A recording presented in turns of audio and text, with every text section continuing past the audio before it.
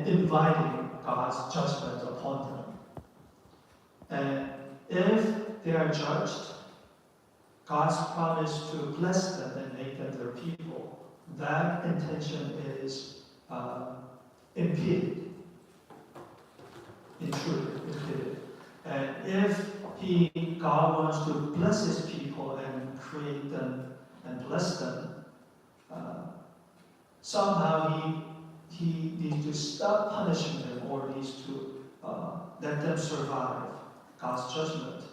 But He cannot continue to do that because the necessity of punishing them is part of God's character and will, right? So tension builds up as the history of Israel proceeds. Tension builds up.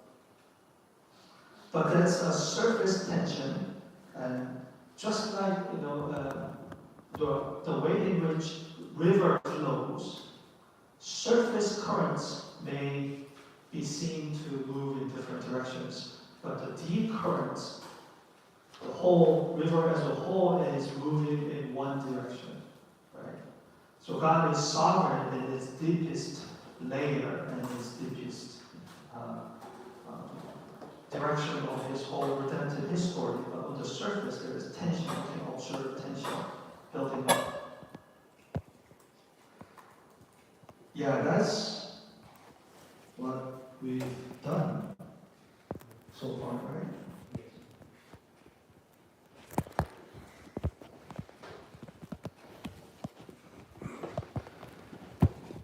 Okay, at this point, we need to cover Davidic covenant. Okay, Davidic covenant is 2 Samuel 7, basically, right? David offered to build a house for God, and we didn't do this yet, right? Did we? No, we talked about this, right? Yes. Oh, okay. All right, yeah, sure. Yeah. Well, we did basically everything. Yeah. And have we this handout? Did I show this handout last time? No, this is something new, right? Okay. It's a way of summarizing the worldview of Israel. This basic storyline. Okay. Worldview has different components. A symbol, praxis, basic storyline. These are three main elements that form our mind, and that mind or worldview through which we see the world. This is the worldview of Israel and the components that constitute their worldview. Basic storyline is what we've been telling, right? How God began His creation project with first Adam, and He continued His project with second Adam. Right? Second Adam. Although first Adam fell, and second Adam later falls again. Exile is like an equivalent to the expulsion of Adam from the Garden of Eden. So his story is tragic, right? First Adam falls, and second Adam falls again. So in the storyline, these covenant, Abrahamic, Mosaic, and Davidic covenant, undergird these Abrahamic descendants as second Adamic people. And so these events are how the signs of their corruption, how they declined. These are the events that are referred to in the New Testament frequently. Right, this is the basic storyline, and the symbols are so their worldview is not only reflected in this biblical storyline, but the setting of their life, their cultural, geographical, and their social life. So four major symbols are land, temple, and Torah. Torah provides the storyline, and racial identity. What this means is the land, promised land, Palestine, right? Land in which they live represents Eden, Garden of Eden. That's the place where the Creator God is present. So by living in this land, the fact of living in this land is the testimony or testifying to the Creator God being with us in this land. Right? So this geographic location confirms this story. And the tabernacle and the temple is the place where God is. In this land, He is present in the temple. So, in an easier way, we can say that let's take the metaphor of marriage, because human beings are created by God in His own image as a priest king and son and a wife, right? So let's take the marriage metaphor and say that the land is the land of our husband God. We're married to Him, and this is His property. This land is his property, right? Although this is the property where He actually dwells. In terms of His ownership, He owns the whole world. Our God, who dwells in this land, actually owns the whole world. Our husband is the king of the world, owner, real owner, right? So that owner is living in this land with us. And tabernacle, temple is like a house, that house where we live with our husband, right? And Torah is like a marriage certificate, and with the instructions about how to be a lovely wife for the Creator God. Right? And so all these are really important, right? Living in this land and with the temple here and having Torah. These all point to the fact that we are the people married to God under His special protection. And we're the people through whom God, Creator God, Husband God, King God, will fulfill His creation process through us. And racial identity is circumcision. Circumcision is like a marriage ring, wedding ring, right? It's the sign of the relationship, visible, outward sign of the relationship. So you need to be circumcised. It's like you need to have a wedding ring to show that you are married to Him. And food laws is about, we don't eat everything. There are certain types of food that we can eat with our king, husband, God. It's a sign that our privilege of having table fellowship with our husband. And Sabbath is like a wedding anniversary. He created this world to marry us and be happy in this marriage relationship. So Sabbath reminds us of the goal of God's creation and how He wants to make the whole world, whole humanity as His wife and His world as the happy place where He can enjoy relationship with His people. So all these symbols confirm the story that Israel, descendants of Abraham, we are the special people who carry out the purpose, God's creational purpose that began through Adam and now sustained and resumed through us. And praxis is like festivals. These festivals remind them of what God did in history.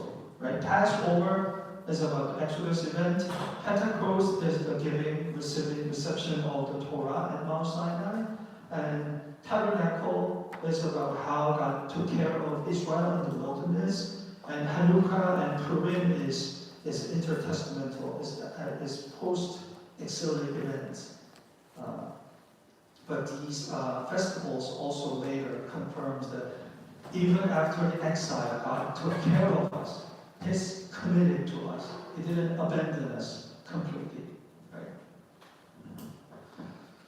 So in summary, with this basic storyline in their mind, and with these symbols, geographic, physical, and social symbols in their life, and this life structured and shaped by these festivals, all these confirm that we are the second Adamic people. God is working through us, and someday He will fulfill His creation project. And though they're small and weak and not really significant, God is with us. We will be the kings, priestly kings, and He will conquer the world through us and rule the world through us and with us. That's their confidence, Jewish confidence. These are worldview of Israel's worldview. All right.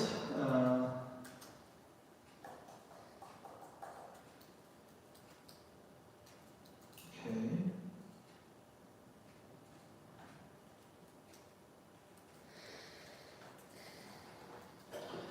Now,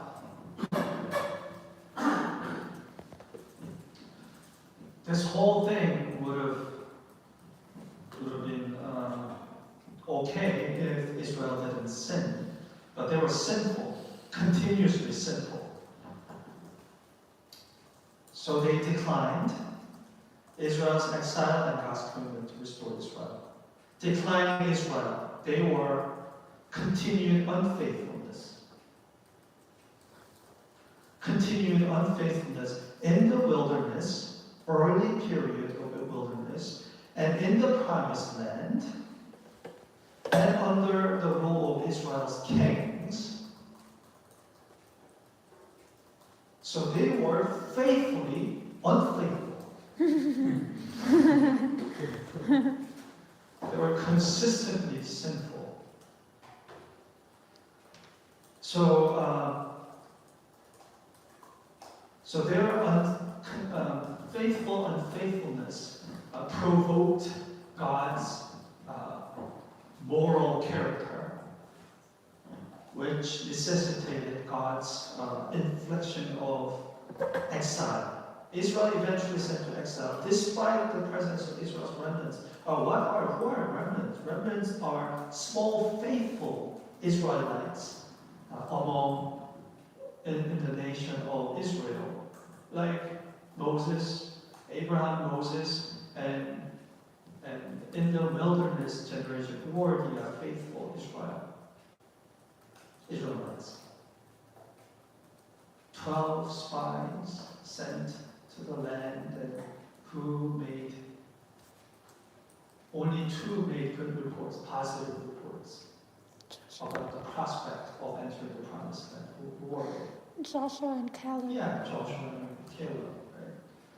And David is among the remnants, and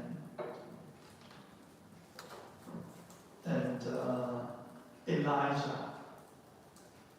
Am I the only one? And God said, there are like, how many were there? Who didn't bow down 70. to Baal, right? 7,000 people? 7,000 people. Yeah, those are the remnants. So because of all those remnants, God was really patient and prevented from destroying Israel. But despite their presence, exile was inevitable. So exile was like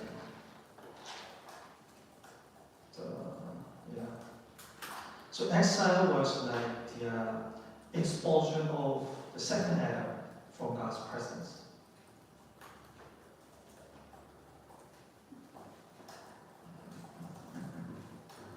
So is the exile the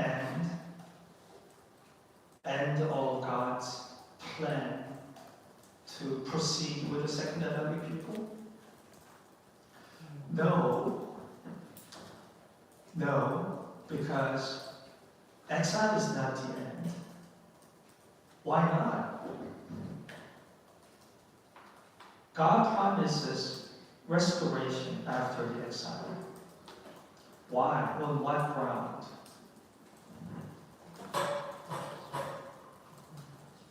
So basically four. One is the deepest ground. God swore an oath to fulfill the Abrahamic covenant, that covenant, the life-risking covenant. I will make your offspring like the stars in the sky and the sand in the seashore, right? And give the land to them. That's sworn oath. And second is Davidic covenant as well, right? Davidic covenant is God's commitment to make your dynasty everlasting.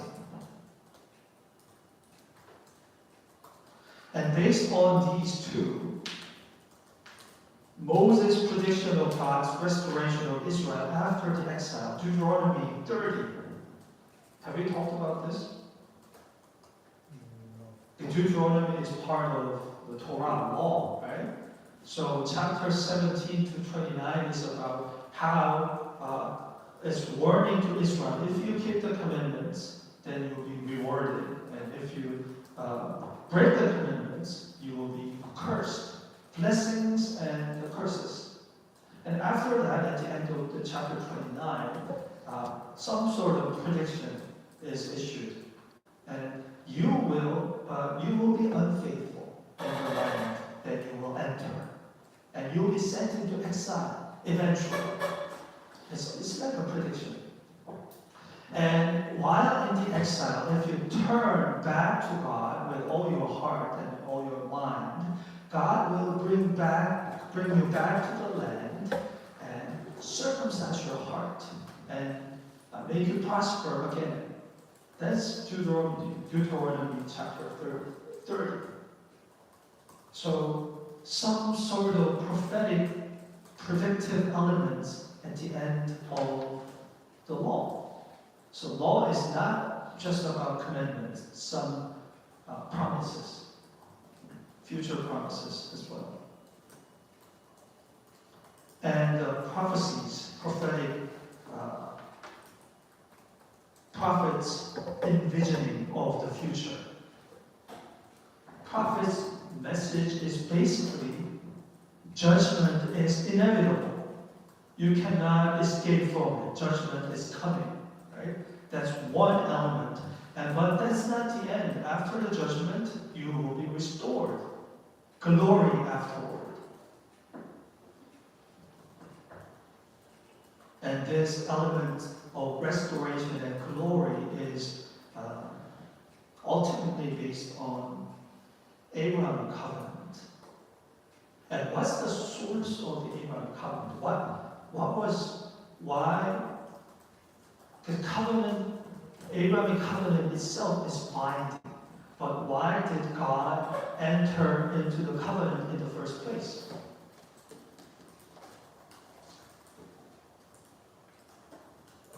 What undergirds the Abrahamic covenant and God's commitment in the covenant?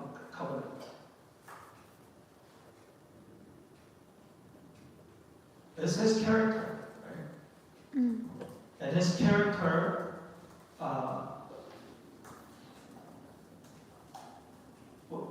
character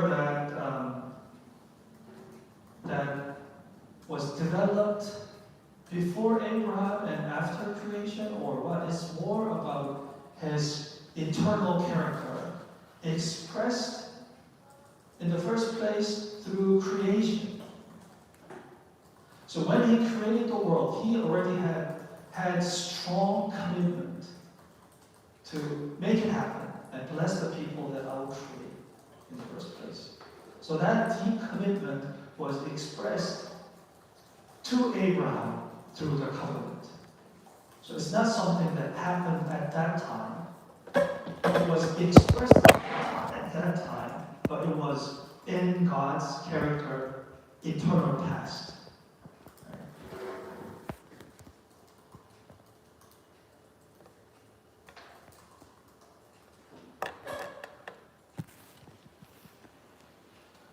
Okay,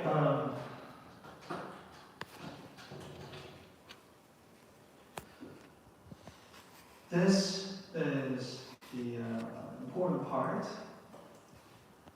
Now, in this storyline, first Adam fails, second Adam fails. So after the exile, there's promise of restoration, right? So the Jewish people in the intertestamental period, and including the people at the time of the New Testament, they were living in exile, waiting for restoration, period. Because the world in which they were living in were not like the Garden of Eden, right? A lot of suffering and corruption continues. And evil kingdoms and evil nations, right? So they felt like they were still in exile and waiting for God's restoration of Israel as envisioned by the prophets. So waiting for the final restoration.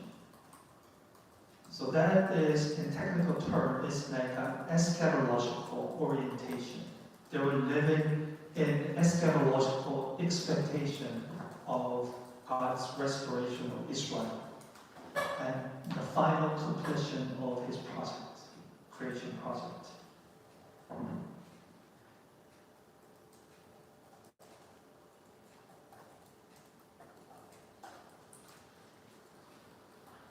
So what things will happen when Israel is restored?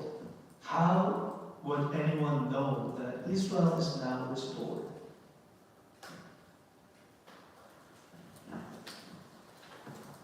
These are the relevant passages. So much, right? So it's really complicated. These elements it's hard to put them all together in a nice, neat way. Jewish people took different elements and they created their own scenario or picture about how eschatological restoration will happen. So if you look at different types of Jewish literature, they draw different pictures. Some overlaps and some are different. And I simplified, I oversimplify. I always oversimplify. That's not the problem. Right? So I oversimplify the structure of the picture of restoration.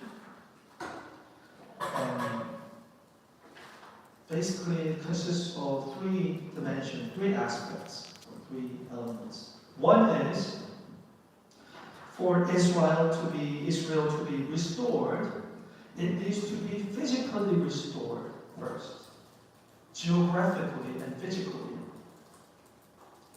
Means evil Gentiles needs to be judged and defeated, and Israelites need to return to the promised land. And the temple needs to be rebuilt. So our structure, physically restored.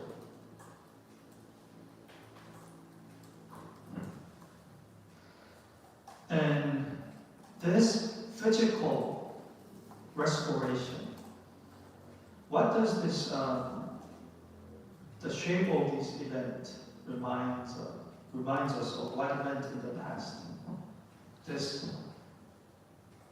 The video Gentiles returning to the land and the rebuilding of the temple. These shape points back to what event?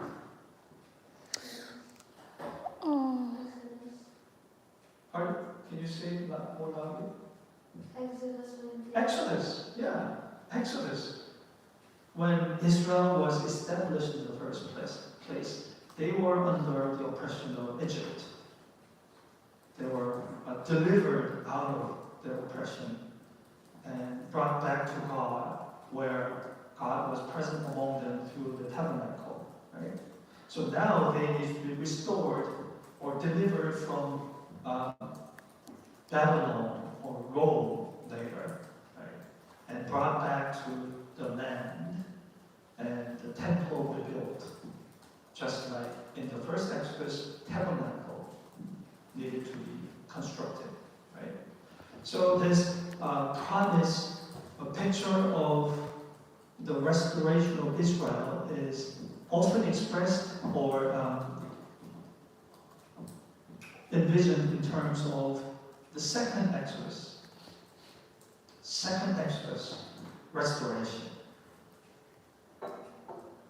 So these are the passages about how Israel needs to be restored, and how they are brought back to the land, will be brought back to the land, and how prophets in the wilderness pronounce and announce the return of Israel and the return of God to the temple, and how temple will be rebuilt. By who will rebuild the temple? Who is given the task of rebuilding the temple? The priests are to serve at the temple, they're not to build the temple. Who does the building job? Hint is, answer is really easy. You will say, oh yeah, temple building, temple construction. Who does that? Who did that in the first place?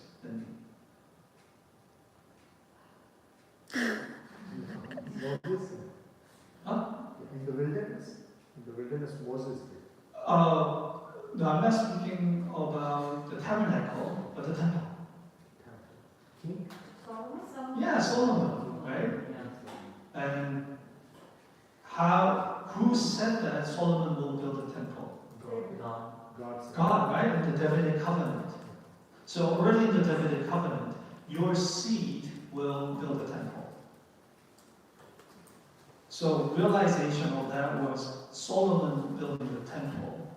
And that expectation is now stretched to the messianic expectation about how, after the second Exodus, rebuilding of the temple will be carried out by the seed of David, Messiah, messianic rebuilding of the temple. Right? So Messiah will rebuild the temple. Zechariah 6, 12 and 13.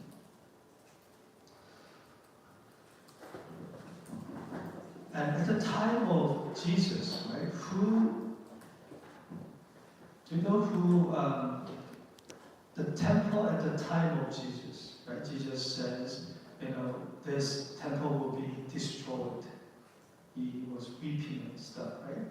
That temple was so beautiful. It was a massive, massively renovated temple. It's enlarged and really renovated. Who did that? Do you know who did the job? Heroes. Huh? Hero. Herod the Great, right? And he did that because he wanted to be seen as a messianic figure. And he likes the building process. He likes building, right? But on a political level, he wanted to be seen as a messianic figure, right? So that's why he was so when Magi came to Palestine, to King of the Jews will be born, right? And what Herod the Great must have thought to himself is, no, I'm supposed to be a messianic figure, King of the Jews, and you're looking for the birth of Jewish king, and he needs to die. Right? So that all makes sense in light of these expectations, restoration of Israel, and how Messiah will play important roles in this. And also Messiah, and these second column is about how different agents will be involved in the restoration of Israel. Prophets, Messiah, priests, remnants, and Holy Spirit.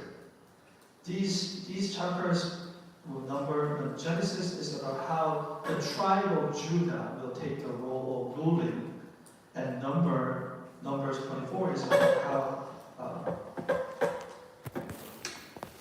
how the Messiah, represented in terms of a star, will rise. Messianic. And these, many of these passages are about how Davidic seed or Davidic kings from Davidic dynasty will come and restore Israel. And noteworthy here is these two psalms are really important for Daniel 7 as well, right? These are all important actually, yeah. All. And Psalm 2 and 110 is about Davidic king. Will come. Psalm 2 is about he will shatter the evil nations, right? And inherit the whole world. This Messiah will inherit the whole world and give the land to his people. So he is the one who will fulfill the Abrahamic covenant of inheriting the land. Israel inheriting the land by this Messiah coming and defeating all the evil nations and take up the land and give it to his people. Right? So Messiah fulfilling the Abrahamic promise covenant. And here, Isaiah 53 and Isaiah 42, a figure here is not a Messiah, but a servant. Is servant Messiah? Is servant a king? Servants described in Isaiah, 2nd Isaiah, between 40 to 55. There are 4 servant songs describing, 4 poems describing the roles and accomplishments of servants. And the 4th song is about the suffering servant. Who are these servants? Jesus. Well, really? I'll give you like 10 minutes to think about that. Okay? And then we'll come back and discuss it. Alright? Yes.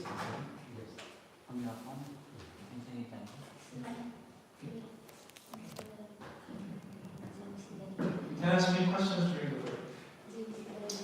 Marissa? Your question? Yes, your questions.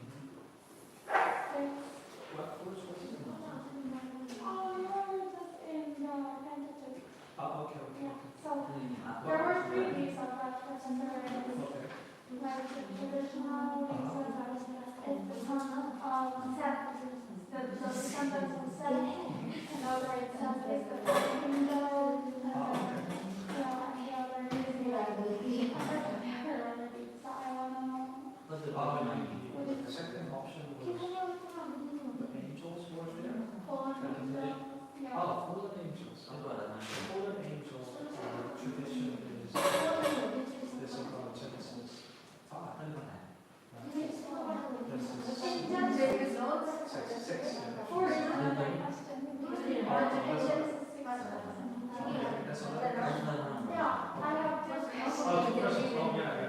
Well, for Genesis 4, is how when Cain was banished, right? He was afraid of being harmed by the people.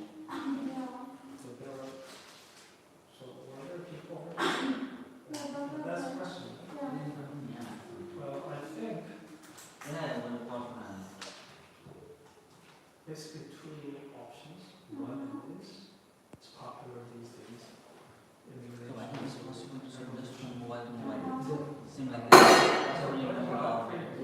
didn't create Adam first, and that when he becomes out of it, he created two things at the same time. And Adam was the first person to receive God's attention.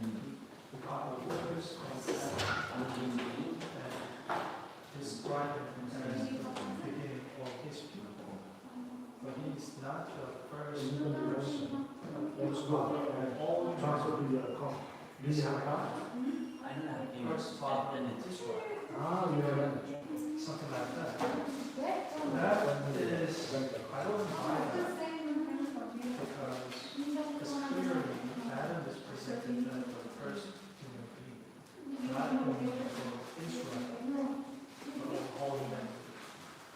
And many Jewish literature, Jewish writers present Genesis in a similar way. Adam is the first father. He's the only person God directly created. And from him, humanity came about. Yeah, that's, I think, the first chapter is also focused. So Adam is the first human. The bank is England. But what about Cain and Abel? And given that Adam lived a long life, 9-something hundred years, so he had many chances to give birth to children. Cain and Abel was just he could have offered those choices. Any narrative or history doesn't cover every event. They select certain events, meaning focus on them. So Cain and Abel, You do not have your account. the event in murder was significant. We was more focused on that event. But in reality, there were offspring of them.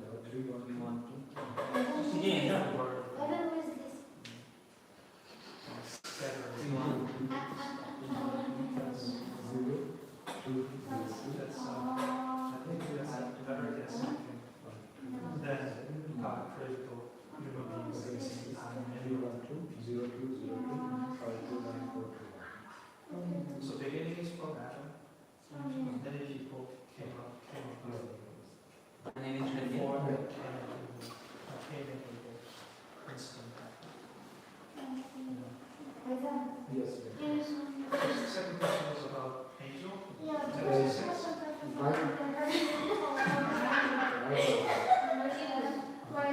In Genesis chapter 6, that's in Genesis chapter 6. I thought God was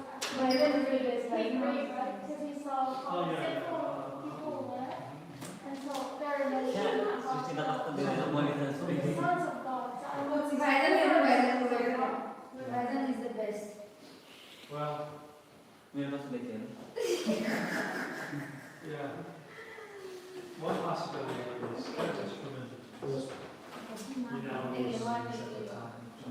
Definitely descendants.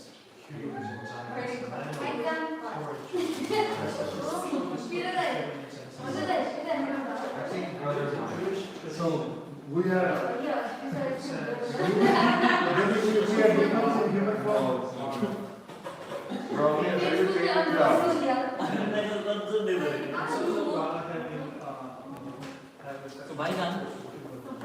What, bro? No, by the no, you're not in my right side. Oh, we can make it on bank also here.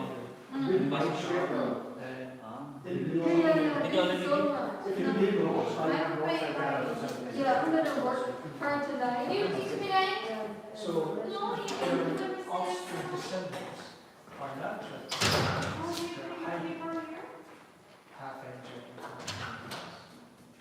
They're all killed by the flood.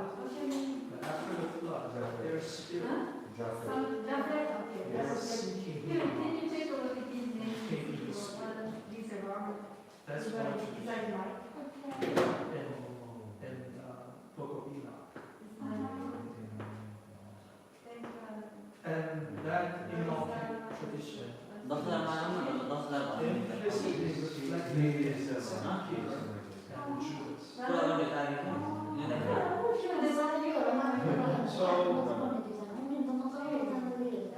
Yeah, there's a sense focus on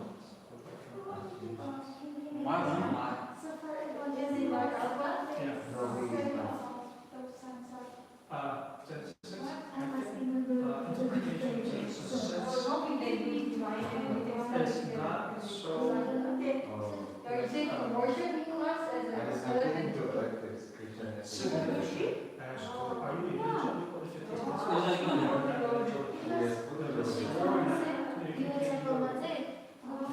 or you can Why you speak? Oh, sorry, in the second one we have for the Good Friday service and then also we will have a lot of the Old communion Testament, service. So she asks. many parts of the Old Testament are Global. open to That's different why. possibilities. Thank you.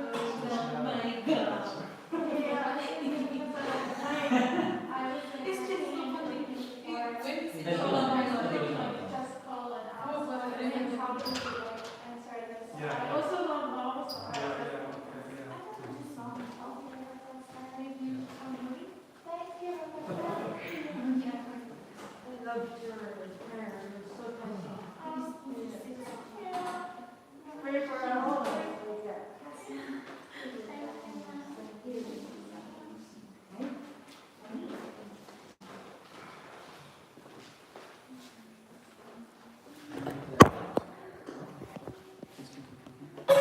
I was having.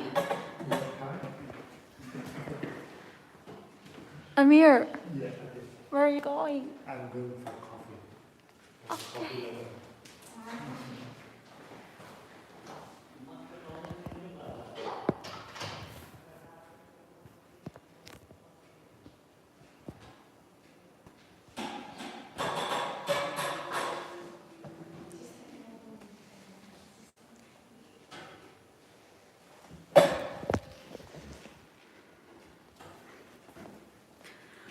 So right now we're having break.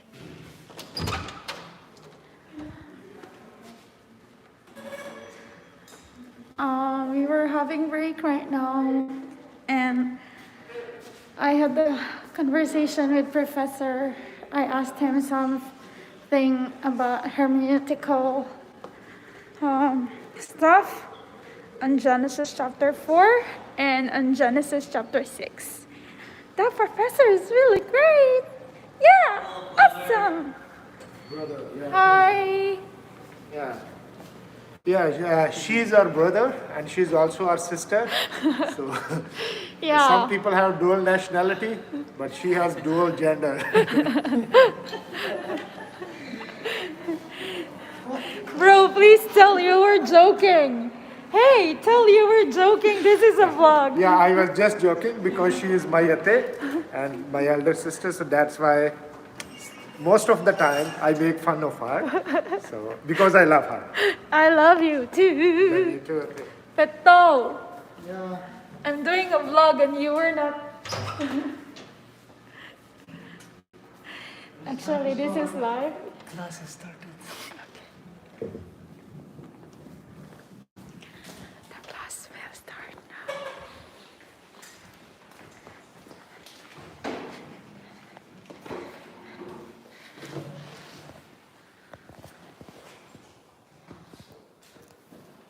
Okay.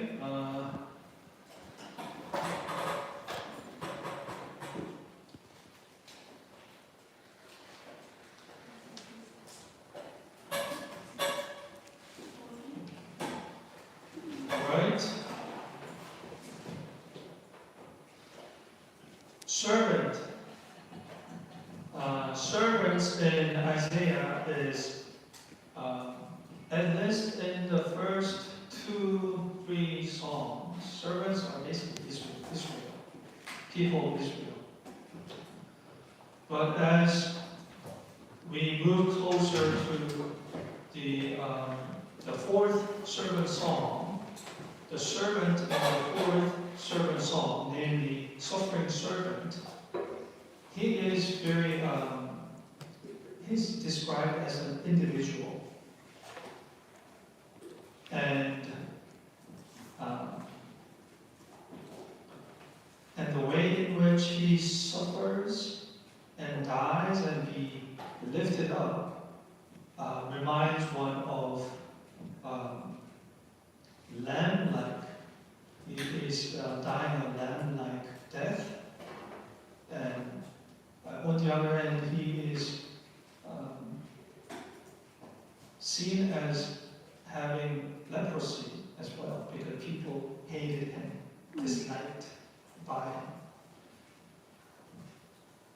So it's kind of far from being messianic. It's not like a Messiah.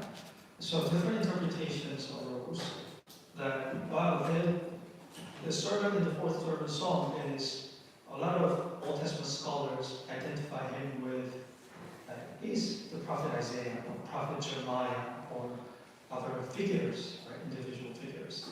And one popular Jewish interpretation is the suffering servant here is the suffering remnant, small number of faithful Israelites were sent to exile and suffer things on behalf of other people. And he bore the wrath of God on behalf of other people. And then, as a result, Israel is restored. In chapter 54, Israel is restored because Jerusalem is there compared as a barren woman now giving birth to children. More children than married women. So that's like a restoration of Israel in chapter 54. And from the New Testament perspective, the fact that this servant is identified with Jesus the Messiah means Jesus the Messiah himself is the only remnant. He is the only faithful Israelite who performed the task for God. So in the Gospels, this servant role and the messianic identity, they're fused together. In the book of Mark, a Gospel according to Mark, and in the first chapter, the author, Mark, that's what happens when Jesus comes to John the Baptist? What did he do? He baptized him, and he submerged into water, and when he rose up, the voice from heaven was declaring and saying, "You are my son. I'm delighted with you." "You are my son" comes from Psalm 2, and "I'm delighted with you" comes from Isaiah 40, 42. So one strand from the messianic tradition and the other part is from the servant tradition. So from the perspective of the New Testament author, Jesus is the Messiah who comes and fulfills his messianic task as a servant. The role task of the servant was what the Messiah did. This connection was it's not natural in the Old Testament and not observed in the Jewish literature, because Messiah is to come and conquer the evil and rescue his people, right? Not to suffer. The suffering servant is enigmatic, but this is not what the Messiah is supposed to do, right? That's how Jesus' disciples were thinking. Right? That's why Peter, when Jesus was captured by the Roman soldier, he was ready to fight. And now the battle starts, eschatological war starts, right?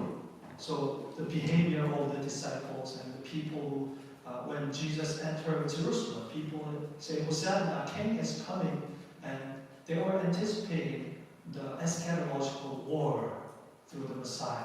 And Rome is dead, doomed, because Messiah is here. And all that, right? Well, that's because their expectation about the Messiah was based on Psalm 2 and Psalm 10 and Messianic tradition without connecting it to the servant's suffering role. Yeah, so that's what was put together in Jesus was scattered in the Old Testament, different agents, right?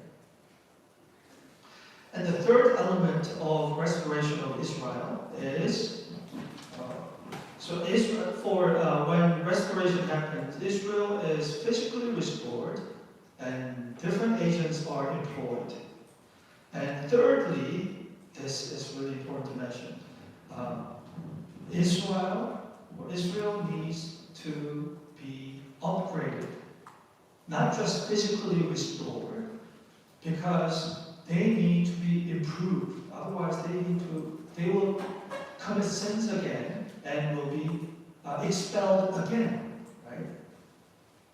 So the basic problems with the Mosaic Israel under the Mosaic covenant, what was the problem?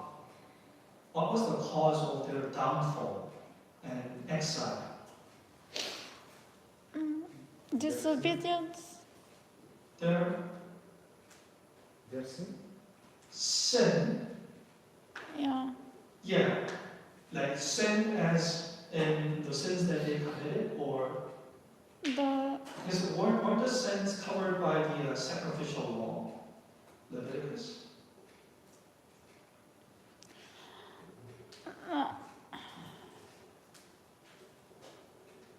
The whole sacrificial system operates on the assumption that Israel people, they're basically obedient, but because they're human beings and they're limited and stuff, they still can commit sins unintentionally or by mistake. Those sins can be covered by the sacrificial laws. But if their heart is corrupt and not basically obedient, that's not something that the sacrificial laws can cover. That's beyond. So Mosaic covenant assumes that the people of Israel they have a good heart. They love God and obey Him. It turns out people of Israel were not obedient. They're stiff-necked people. Their heart is hardened. Right? That's why Moses said, circumcise your heart. Your heart is like Gentiles before circumcision. You are physically circumcised, but your heart needs to be circumcised. So their heart problem, hard-heartedness, that was the problem of the downfall of Israel in the first place under the Mosaic covenant. So now, when Israel is restored through a second Exodus, through these agents, they need to be under a different covenant, an upgraded version of the new covenant, where the participants, their heart is transformed. So Deuteronomy 30 talks about how their heart it will be circumcised. And Jeremiah 31 is about how God's law will be inscribed in their heart. Not just on the tablet of stone, but in their heart. Because previously their heart was hard-hearted, right? So laws were not internalized in them. So now the laws will be inscribed in their heart. And Joel talks about how they will be different people by the Spirit. They'll prophesy and have dreams, and the Spirit coming into all flesh. And Ezekiel 36,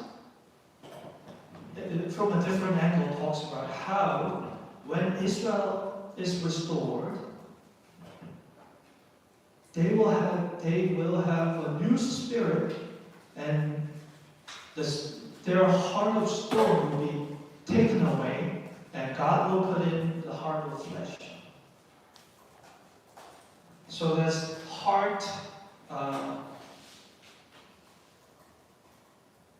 like heart transplantation, medical term, right? Heart transplantation. Stony heart out and fleshly heart in, right? That's so these passages talks about how they will have a different heart, transformation of their heart, described in different languages, and they are the people who will enter into a new covenant. A difference from the Mosaic covenant is not so much in the content and stipulations, but in the mode of, well, not mode, but their improved heart. Their participants are upgraded. They're now able to obey and keep the law. That's so that's third dimension is limitations of the Mosaic covenant, or the problem of the Mosaic covenant overcome or resolved. So these three things need to happen to say that now Israel is restored. Right? And Jewish people during the intertestamental period, actually before the intertestamental period began, Israel is physically restored in the Old Testament, right?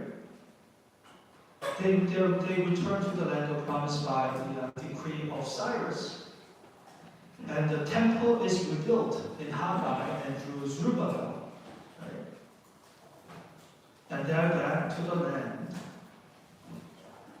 So that's why intertestamental period is called in different name as a second temple period, because the temple is rebuilt already before the intertestamental period begins. So whole intertestamental period begins with the physical restoration and questioning whether the complete and this improvement or this overcoming of the problems occur as well.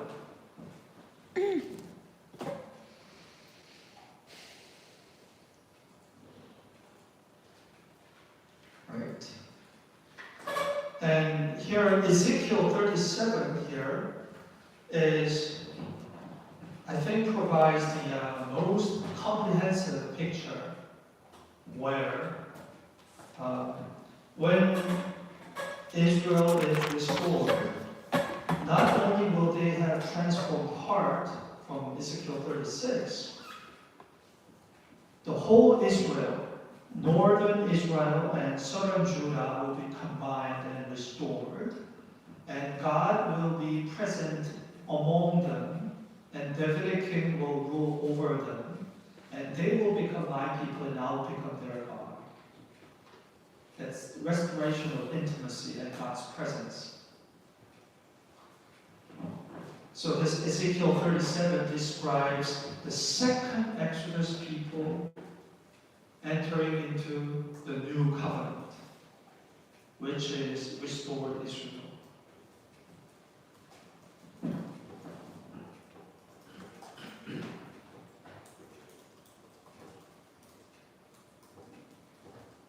So the diagram here is basically the same thing. First part is the restoration of the basic structure of the Mosaic Israel. Right? How enemy number one here is here. Right? How Davidic king will destroy evil nations. And second, Israel return from exile. This arrow, Israel return. And three, rebuilding the temple building, right? And four, God's presence returning to the temple here, of which number four didn't realize until the coming of Jesus. And the second part is about how the limitations of the Mosaic covenant overcome and God's final purpose achieved.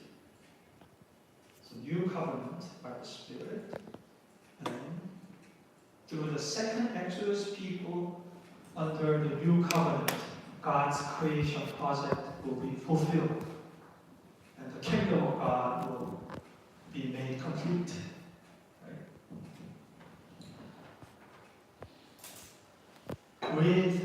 With these expectations, and when Jesus came, right, there were two different groups of Jewish people: Pharisees and Sadducees, and zealots. They had all these expectations in different ways, in some respects. And one common,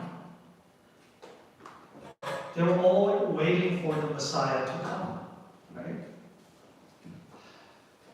But when Jesus came, they didn't accept him or recognize him, right?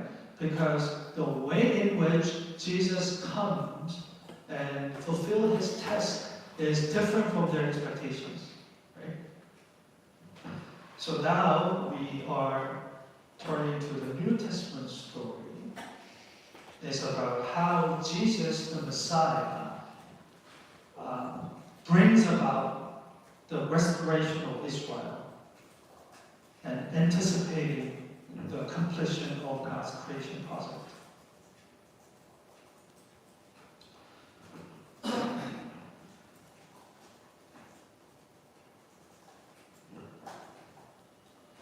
Well,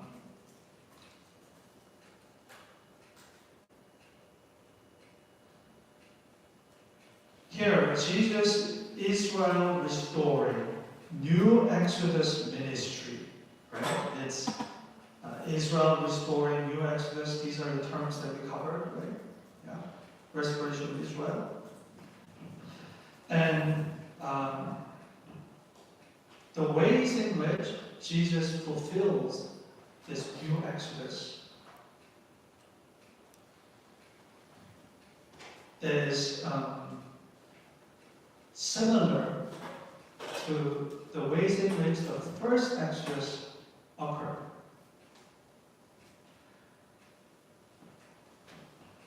I would say it's threefold new Exodus. Three again. Threefold will of God.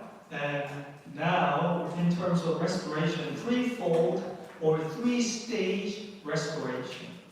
Right? Well, in the first Exodus was threefold as well, although it sounds a little bit artificial, right? We can still identify three stages. Part one is confrontation. God sends Moses and Aaron, and they come to Egypt and confront who? Pharaoh, right? A stage of coming and confronting Pharaoh. And in this process, first nine plagues. This is first stage. And second stage is, okay, what was the decisive event that began the actual Exodus? Yeah, 10th plague, Passover event, right? Because after the 10th plague is finished, right, and how Israel will kill the lamb and put the blood on the doorsteps and stuff, right? And then, so through the Passover event, they began to leave Egypt. But that was not all. You need something else to actually get into the wilderness. Red Red Sea. Sea crossing, right? Red Sea. So these two, 10th plague and 10th plague Passover and Red Sea crossing, these are the determinative Exodus event, as a result of which they enter the second stage of wilderness. Right? So actual Exodus into the wilderness. This is the second stage. Confrontation and Exodus, wilderness.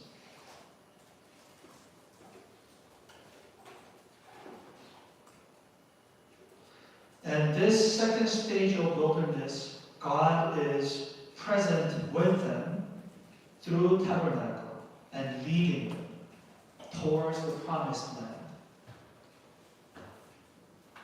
So heavenly God present among them through the tabernacle. Right? So third stage is the entrance into the promised land. Okay?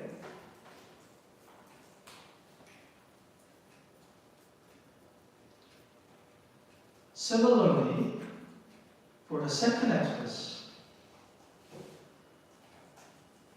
the equivalent of this confrontation stage is, well, this is oversimplification again, okay? Right? Jesus'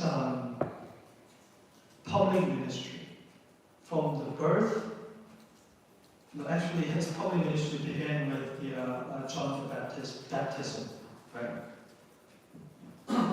So baptism there and heavenly voice is similar to how Moses encountered God and the burning bush and given commission from God, right?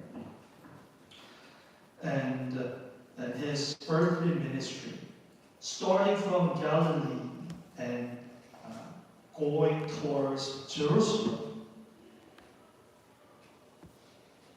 This is like a confrontation stage. And at the end of, when Jesus enters Jerusalem, what he does is he fights with the Jerusalem leaders and priests. Right? A lot of conflict. And at the end of it is the confrontation with the high priest. High priest, who are you, and do you think you are the Messiah and stuff, right? And he says, there Jesus quotes Psalm 110 and Daniel 7, and presenting himself as a messianic Davidic son of man. And high priests say, you are blaspheming, that's blasphemy, you need to, and he accuses him of death penalty and stuff, right? And when he dies, death of Jesus is like a Passover and his meal with his disciples, right? Last Supper, he had the supper the night before the Passover. It was a Passover meal, and signifying that his death will be like a second Exodus event. So you participate in this event through communion, right? Drinking from his blood and eating from his flesh, right? So communion is like, so Passover festival is for the first Exodus, is the communion is for the second Exodus. So we don't need to keep the Passover festival anymore because we're the second Exodus people. Our communion is like a testification of our identity as second Exodus people. And resurrection is like a Red Sea crossing. So like baptism. Romans 6, by being baptized, what baptism signifies is you die with Christ and you rise with Him. So it's like you cross the Red Sea of death and you rise out of death and enter into a new life. So through the Passover, Red Sea crossing, death and resurrection of Jesus, what we do is we enter the wilderness stage of our life,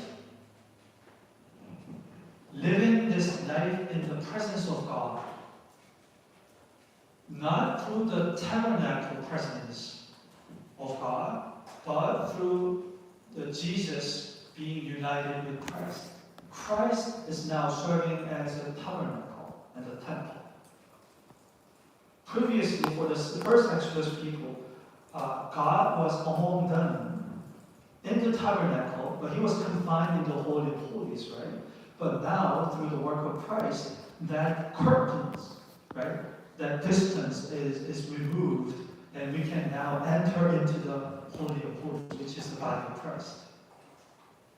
So by being united with Christ, as the second Exodus people, participating in the Jesus temple of Holy of Holies, we're living in His presence.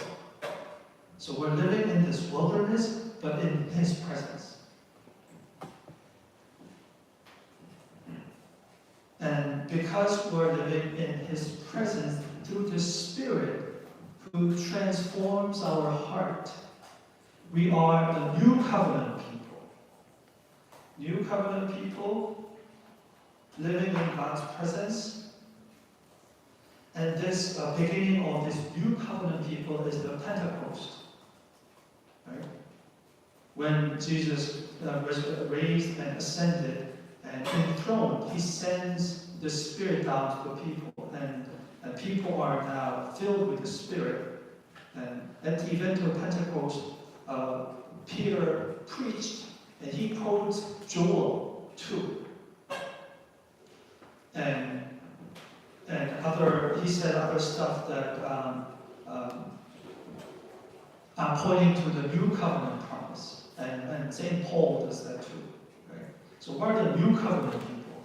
And this new covenant, actual borrowing of the new covenant people and passage is found in 2 Corinthians 3 and Hebrews is 10 or 9 around there. Actually, the authors of Hebrew and Paul, they draw on the new covenant concept.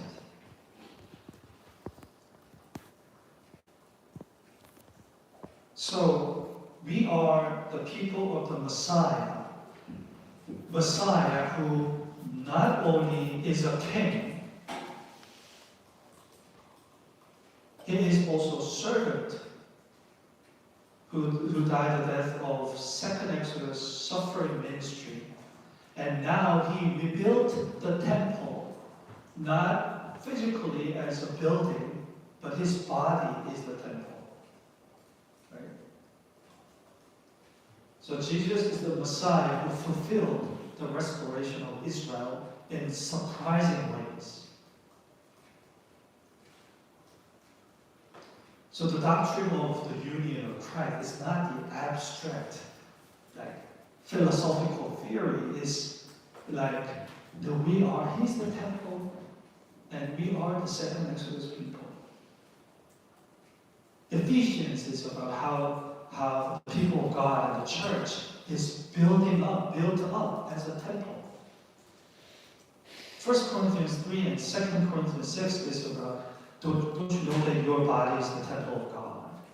Right? This temple is, Jesus Himself is the temple, and by by being united with Christ, we also participate in his temple identity. And in our bodies, God is also present. But God, who is fully present in Christ, is also present in us through our union with Christ.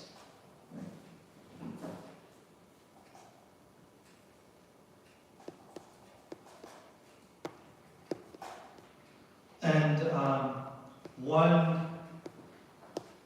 one thing worthy of note is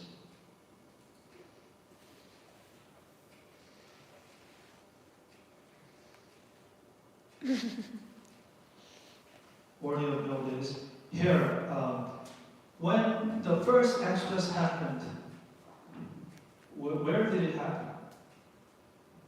In Egypt, under the evil king, who? Pharaoh, right? When Jesus was born, who was trying to kill Jesus and all the children? Herod. Herod, right? So Herod is like a pharaoh. And Jerusalem is like Egypt. Because Pharisees and Jewish leaders were opposed to Christ and hard-hearted, just like Pharaoh and Egyptian officials were hard-hearted and opposed to the first Exodus. Right?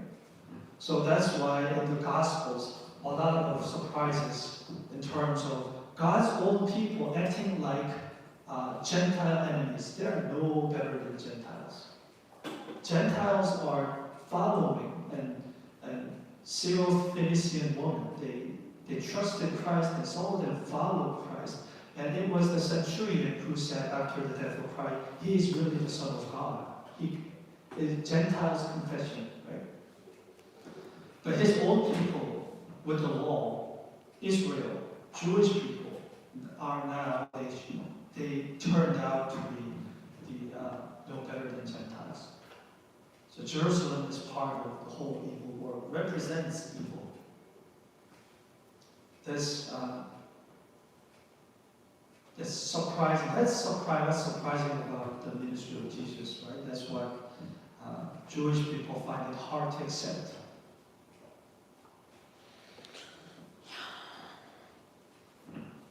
This fall and corruption of Israel.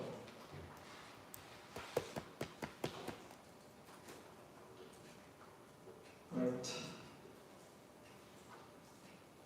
And yeah, here is basically 3 stages: Egypt, wilderness, and promised land. 3 stages. Here, second Exodus, Jesus' public ministry, and our wilderness life. We're living in this stage, right? And we will enter the promised land when Jesus comes back and when the whole world will become new heaven and earth. It is like we enter the promised land. And according to the author of Hebrews, when Jesus comes back, we will enter the land of rest, Sabbath, land of time and land of Sabbath. And the Sabbath land and time is time when the whole world will become like a holy of holies. All these images all combined in the book of Hebrews.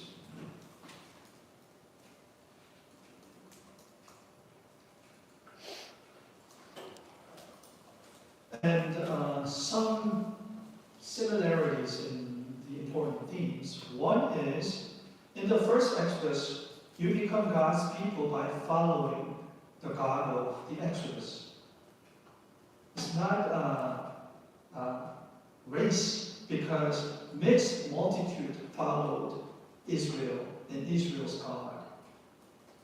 So being the descendants of Abraham is not necessary or sufficient conditions. Whoever followed the God of Exodus becomes the people of Exodus. And similarly, In the Gospels, whoever follows the God of second Exodus, namely Jesus, it becomes second Exodus people. Whether you are Jewish people, Pharisees, or it doesn't matter if you don't follow Christ, you show yourself to belong to Egyptians. That's why Jesus' disciples, 12 disciples, represents symbolically 12 tribes of the new Exodus, new covenant people. Whoever follow and devoted to Christ is the new covenant people. And this first Exodus, they ought to live their life for God who is present among them by keeping the Mosaic law. Right? The second Exodus people, the way in which they should live is by obeying the new covenant law that Jesus gave at the Mount, through the Sermon on the Mount. The Sermon on the Mount is supposed to be a new covenant version of the Mosaic law.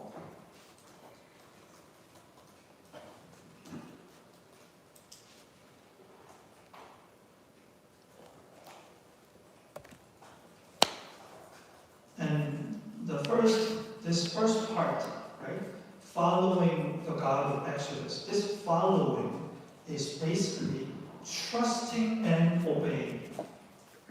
Right? You trust, you discover that, well, this God is a real God, right? This discovery of who God is necessarily leads to following Him, right? So faith in the New Testament, which necessarily leads to obedience, is the same with the first Exodus people. That the principle is same with the Old Testament and the New Testament. But in the Old Testament people, because of their sin and corruption, right, they had no faith and no obedience. Now, as the new Exodus people, we discover who God is and we follow Him. Faith leading to obedience. That's James, right? Book of James. And Paul as well, Romans 1, obedience from faith. The purpose of Paul's ministry is so that among the Gentiles there may arise obedience of faith. Faith and obedience, inseparable. And the guide for their faith and obedience is Mosaic law for the first Exodus people, and second Exodus people is Jesus' Sermon on the Mount, and also his own life as the paradigm. Because Jesus himself is the new Exodus God himself. He's Messiah, but also God himself. So his life is the paradigm for how his people should live. His teachings and his life. That's where discipleship in the theological terms and practical theology and everything is a way of living as the second Exodus people. Because Jesus is the second Exodus God. Just like the first Exodus people follow God of the first Exodus and the law taught by him. Now we have Jesus as the updated God. The first Exodus God is now revealing himself further through the second Exodus in the person of Christ. So whoever has true faith in Abraham's God necessarily has faith in Jesus. If you deny Jesus, then you cannot say you believe in the God of Abraham, because that God is now here revealed further. You deny him, and you deny Abraham.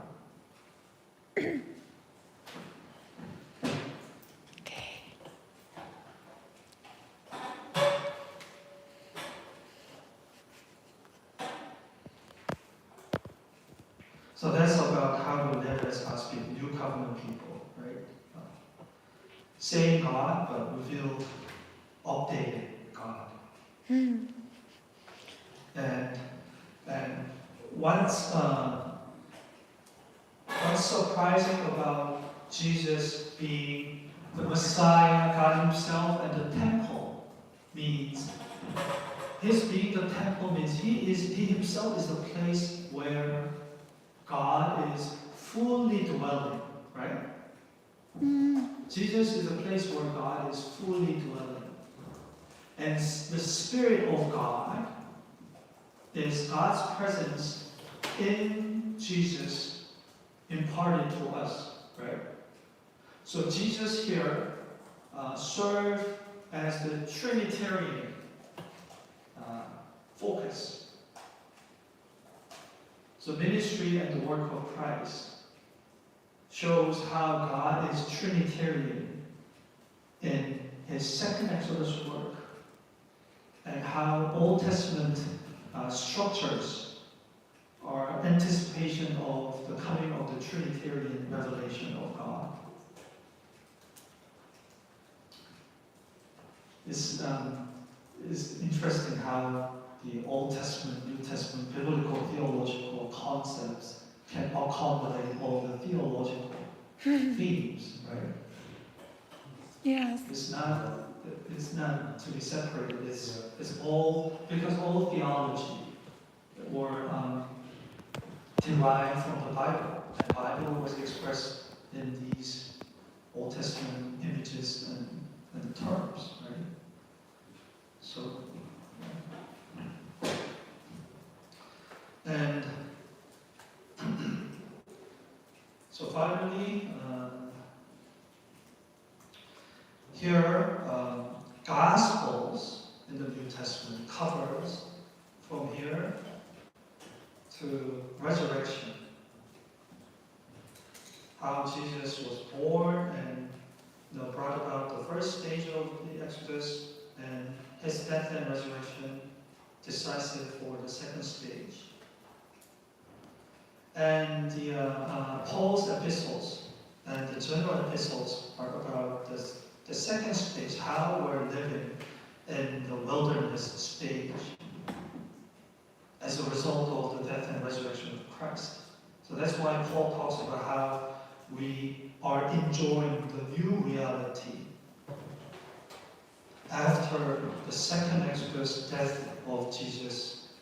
And that's where all the doctrine of union with Christ and the Holy Spirit, they all fit in, because that's how we live as a second Exodus people.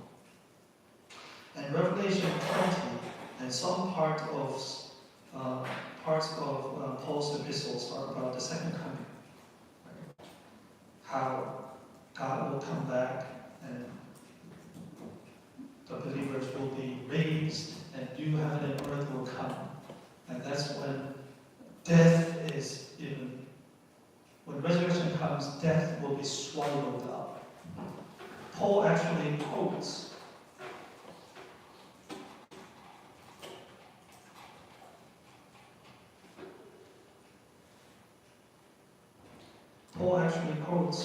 these Isaiah 25 here about the death and the banquet of Messiah, and when Zion is restored, there will be no death. Death will be swallowed up. And Paul cites that passage in 1 Corinthians 55:6. Yeah. So when Jesus comes back here, and new heaven and earth, and new Jerusalem will descend. And New Jerusalem will be like a bride. So bride means church, right? The people of God will like the New Jerusalem temple, and God will be present among them. And there will be no night, no sea, nothing. If there's no night, it's forever one day, right? Sabbath day. Forever, right? Wow. That's when the creation project is fulfilled. Bro, Amir. Yeah, that's the whole story. Are you done? Oversimplified. Are you done paying the insurance? Yeah. Any questions? Are you done paying the insurance? Yeah. So, like the connections that we're making Mhm. between Old and New Testament, Uh-huh. can we call this method like allegorization? So it's like an allegorical connections that we're making? Okay. When you say it's allegorical, you mean people tend to mean the New Testament realities are real, and the Old Testament Real. is not real and no narrative, no event. It's just an illustration of this principle. That's allegorical. That denigrate the historicity and the narrative and the story that God was unfolding in the Old Testament. So it's more like a climax of the story and the drama. Allegory is like when you watch a drama and you watch the last episode and say all the previous episodes are the illustrations of the last episode. No, it's more like all the events building up towards the end. So it's like a drama climax rather than allegory. Yeah, I guess it's because Mhm. you're trying to kind of make it sing. Like, Oh, yeah. Similarities, right? Like, Yeah. like the whole drama about kind of making comparisons. Yeah, sure, and yeah. Symbolism, so yeah. Yeah, that's closer to the typology than allegory. Yeah. Typology in the sense that what happened in the previous episodes and the stages are not in its complete forms, but it anticipates the fuller revelation of the reality, a progressive revelation. It began as a seed and grows into flowers. Or typological, progressive, revelatory, those terms.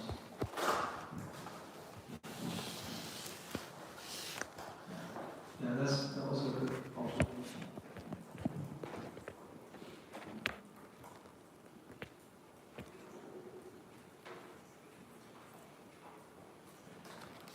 Any more question?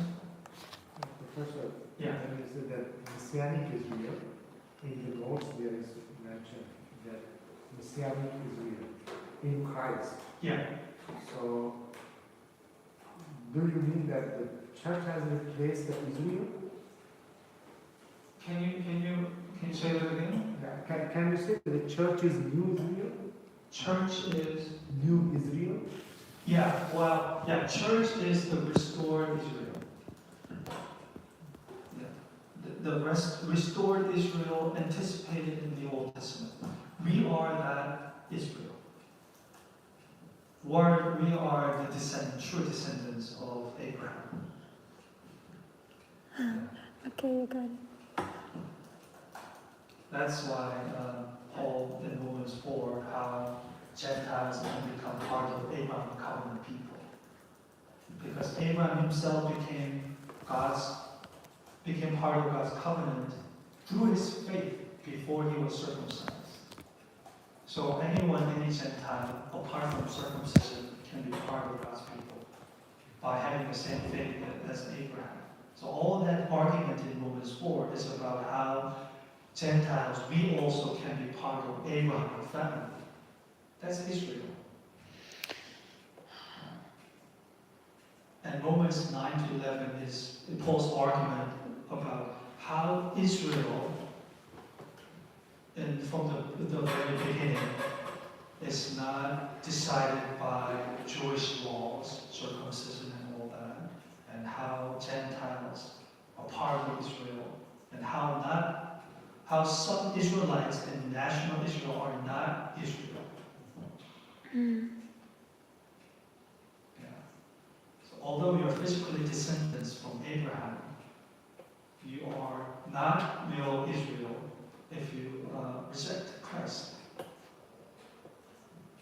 Because you don't believe in Abraham's God by rejecting Christ.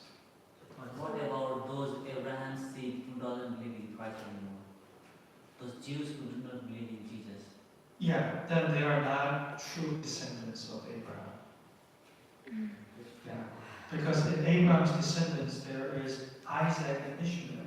So Ishmael, right? does it mean like God now there is no hope for them? God has rejected them. There's no hope for them, right? Oh, they are cut off. That's the question that Paul is wrestling at the beginning of Romans 9. He feels like, no, I want to be cut off on behalf of my countrymen, my relatives, Jewish people. Yeah. And But he says that all Israel will be saved. yeah, that's what does all Israel mean? Those What who does all believe. Israel consist of? Yeah, there are like different options.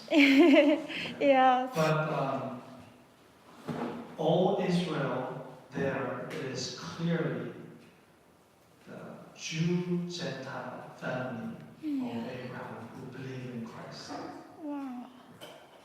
But like he says, Yeah, when there's like a fullness of some like Yeah. Gentiles, yeah. so it seems like he's making that distinction. Sure, yeah. Well, this is another debate. But all Israel definitely includes a large number of ethnic Israel. Jewish people, large number of them, right? But in the end, Jewish people and Gentile together they form the descendants of Abraham. If the Israel people accept Jesus Christ, Sure, yeah, not by other. there's nothing. Yeah, they will only through faith in Christ they become Abraham's family. Their being Jewishness itself is not sufficient. Yeah. Only if they return and have faith in Christ. And there's a little debate about how all Israel will come about. Will there be all national Israel, massive return at the end of history, or how will the Jewish component of Abraham's people will come back? That's another debate about how all Israel will be restored. But it definitely composed of Jew, Gentile, and Jewish people. That's actually envisaged in the first place from Genesis 17. Abraham, your name will not be Abraham, but Abraham, because you're the father of all nations. That's the ground for the inclusion of Gentiles.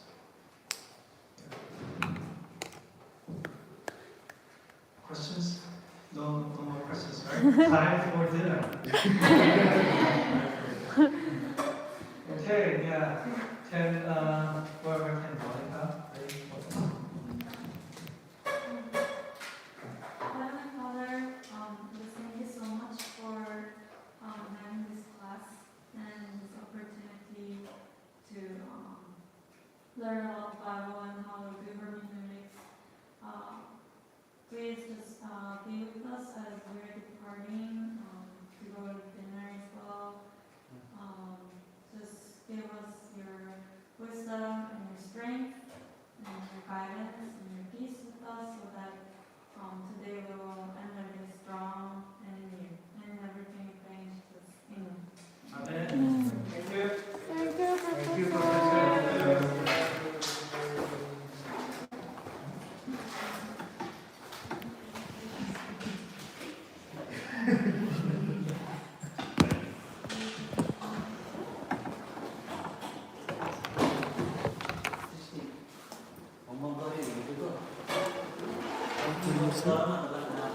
Are you done paying the insurance? Yeah,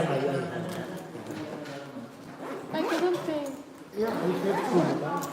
Yeah, I So just transfer. Just transfer your. So I need your like bank account number. Even like